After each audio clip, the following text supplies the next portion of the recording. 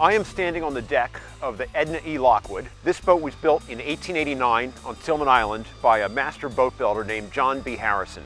Edna E. Lockwood kept dredging until 1967. That's the year that she came to the museum for the first time.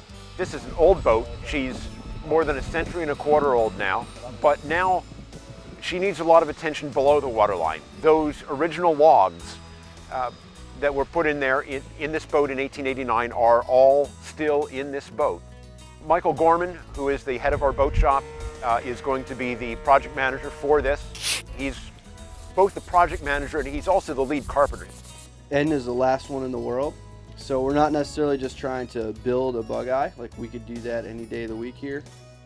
But the real challenge is making an exact copy of what's there so that the boat itself doesn't disappear.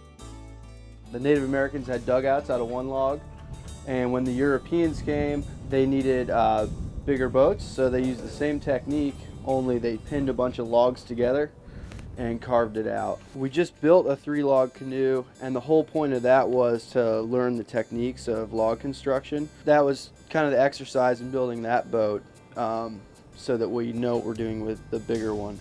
This is a brand new boat, but it's built with methods that go back 150 or more years. It's a Chesapeake Bay sailing log canoe. This is a method of boat building that has its home here on the Chesapeake Bay. We're preserving those skills and we're passing them on to the next generation at the same time that we're preserving the old historic vessel.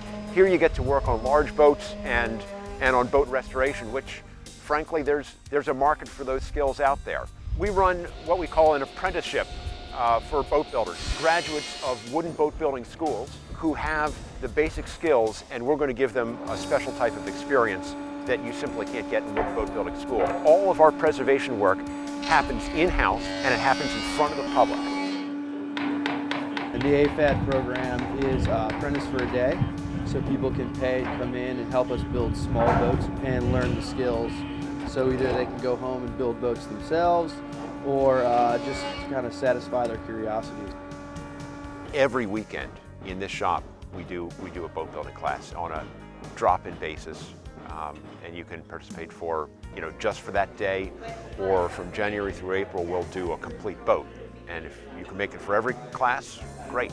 If not, just pay by the class. Here we're doing real work on real boats with real craftsmen. It doesn't get any better than that. When we're finished with this whole job, you should not see our workmanship in this boat. You should still be able to see the workmanship of John B. Harrison that went into this boat back in 1889. Chesapeake Bay Maritime Museum is a great place to work, and as I first fell in love with this place, the way many people have first fallen in love with this place, it's a great place to visit.